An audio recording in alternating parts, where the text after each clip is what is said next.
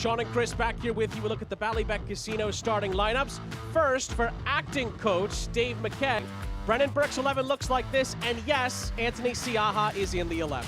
As we spoke about, Siaha has come up massive a number of times for Hartford so far this season, and we'll need to continue to do that again tonight. Up top, we labelled Dieng as the player to watch. He's going to have to take the few chances that they create. He's going to have to be clinical to really give Hartford a chance of picking up those 3 points. Well, we talked with Cano Smith, the Rhode Island head coach, in the lead up to this game. He said it's about advancing. It's about moving through to the next round. That should provide enough motivation. But let's be real, there's going to be tighter on things to make sure that it doesn't get out of hand.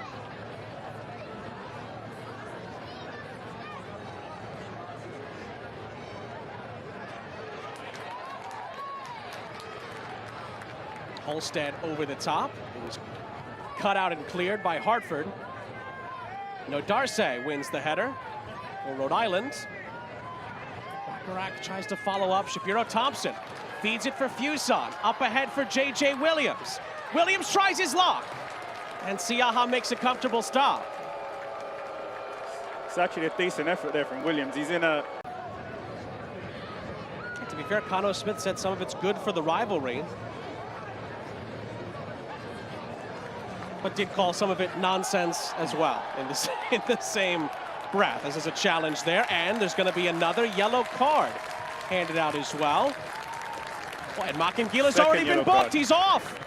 Beverly Makangila for a second yellow card is sent off here in the 28th minute. Frustrating and jovial, for sure. That's a yellow card in itself, but he put himself in that situation with the first one. Ibarra to take the set piece for Rhode Island against 10-man Hartford. Ibarra's ball in, bodies flying here, and what a save. Siaha. A majestic diving save. Aware that seems to be hurt on the floor there. 5 men in the Rhode Island wall.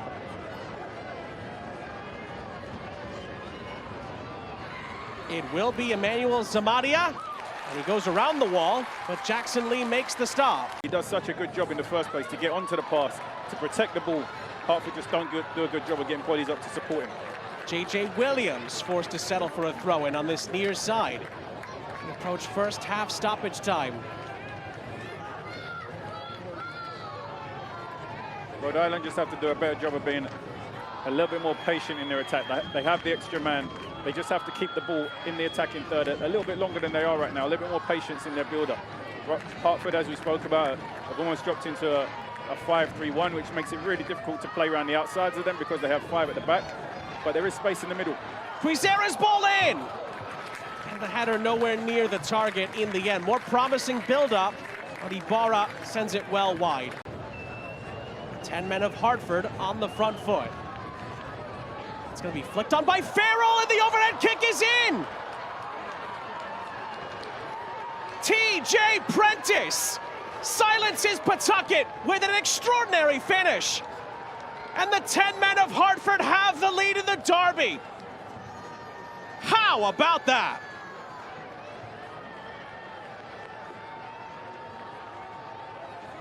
It's an El Clamico cracker. What a finish. Well, Hartford went down to 10 men midway through the first half. Beverly Makangila sent off. Hasn't mattered. Hartford showing their heart. And T.J. Prentice has the underdogs ahead. Up a man, but down a goal in the derby as the second half in the Jaeger Cup commences here in Pawtucket, Rhode Island at center. The spaces in the pockets in the wide areas in that midfield area. But they have to find the players who are intentioning the spaces they're occupying, and they have to be patient and stay there. This ricochets for Amos Shapiro Thompson on this near side. Now Holstead. Fuson. Little dink over the top. Ibarra was harried ever so slightly and does keep the ball in for Rhode Island. Shapiro Thompson is on the edge of the area and he scores! A wonderful goal! That's a fabulous equalizer from Amos Shapiro Thompson. Rhode Island are back on level terms and they're back on top of the group.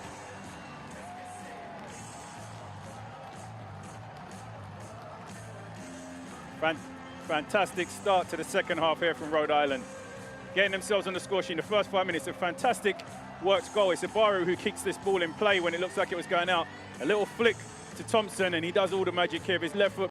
In a Rhode Island shirt, but that's his first goal for Rhode Island in all competitions. What a time to get it. And there is the Rhode Island response in the derby, 1-1. Yeah, having that man advantage, you can afford to have, and playing. Ujang was in the middle there. Rhode Island haven't quite cleared it. Hairston to the edge of the area. It slides through Sebastian Anderson. Oh! In the first place, but then it was also poor finishing. If you look at this, it's great positioning from Anderson. Great first touch. And he really... We are going to see Maxi Rodriguez come on for Hugo Bacharach. And that is going to be the end of the night for J.J. Williams as he'll be replaced by Albert Dequa.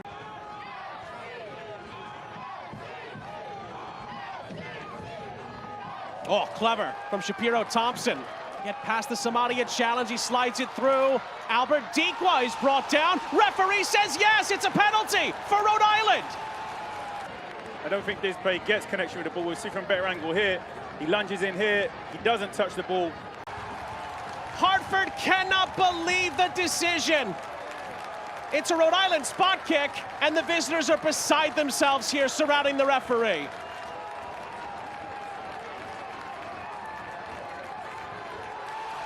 And a yellow card for Siaha for protesting.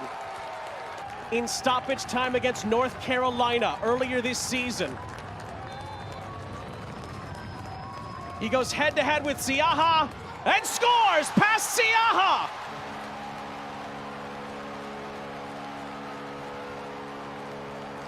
Maxi Rodriguez is the man for the big moment again.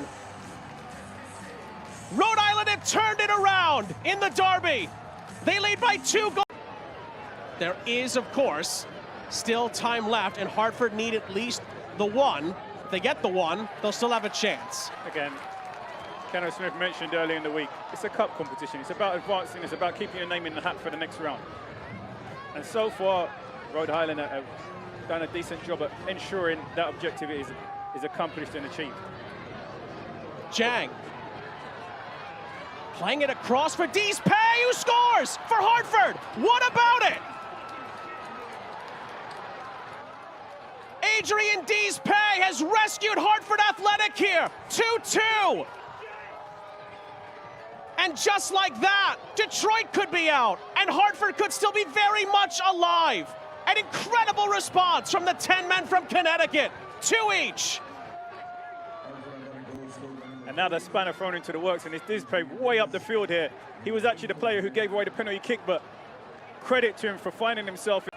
Hartford may just need to redirect who they send those long balls forward to, and their percentages or chances of winning, unless they're going to be very good at winning that second ball. Shapiro Thompson on the near side. His cross into the middle is flicked away, only as far as Karifa Yao. Rodriguez keeps it going. Shapiro Thompson clips it into the middle. The header is right down the middle for Siaha. Oh, Karifa Yao stayed forward and was able to get his head to it here as Lee gets his head to that. Near side in Galena. Can the 10 men of Hartford steal all the points?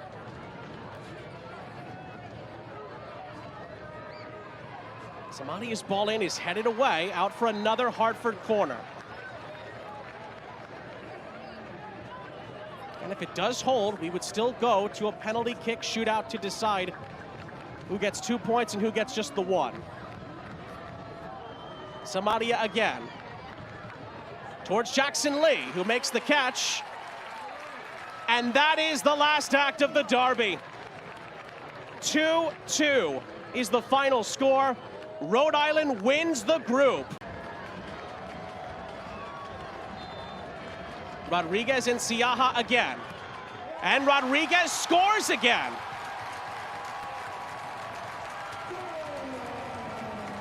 Rhode Island lead, Hartford are next. Well placed here from Rodriguez. Goalkeepers really dive towards their top corners. So if you have the accuracy and the composure and the quality to place it into the top corners, more often than not, you're going to score, but obviously it's a much harder skill to go high and accurate than to go low and hard in the corners. Well, next up for Hartford, their first penalty, it'll be Joey Farrell. Interesting to send a defender up to take your first PK. Has an assist in this game tonight. Looks like it's going to be a pretty long run-up for Farrell as well, going up against Jackson Lee. Centerville Bank Stadium shaking at the moment. And Farrell converts his penalty. 1-1 on to round two. In round two. And Fuson buries it.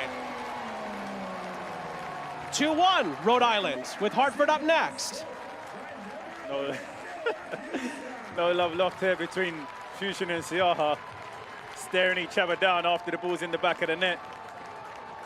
Fusion sends Siaha the wrong way. Fantastic penalty kick. Well, next up for Hartford, their hero from the 90 minutes, Adrian Dees-Pay, scored his first goal for the club to get Hartford the point to get us to this shootout. Can he convert his penalty? Yes, he can. No problems. 2-2 on to round three. Been a really good display of penalty kicks so far. I thought his run-up was a little bit short, but he does well here. Sends Lee the wrong direction and into the side netting. Shooting third for Rhode Island FC is number 23, Mark. Next up for Rhode Island is the experienced Mark Ibarra.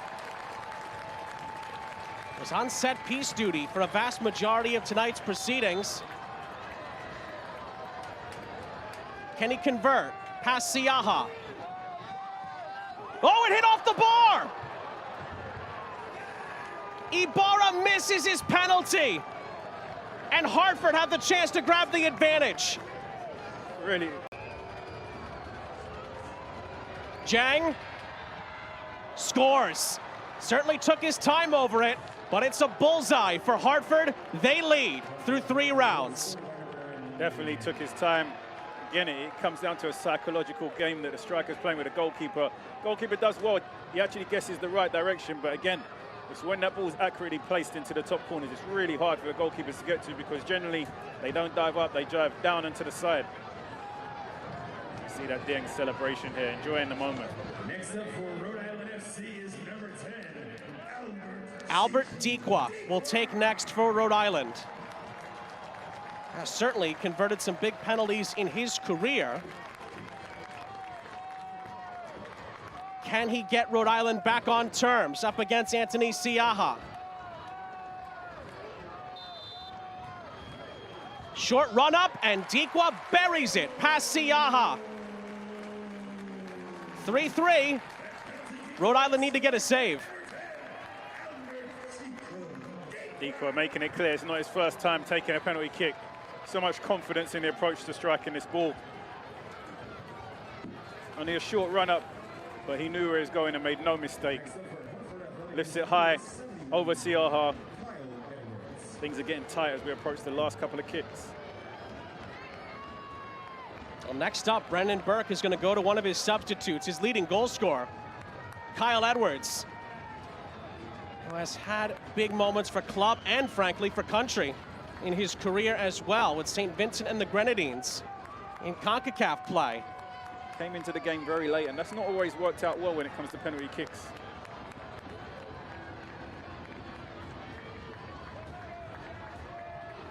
To keep Hartford ahead going into round 5.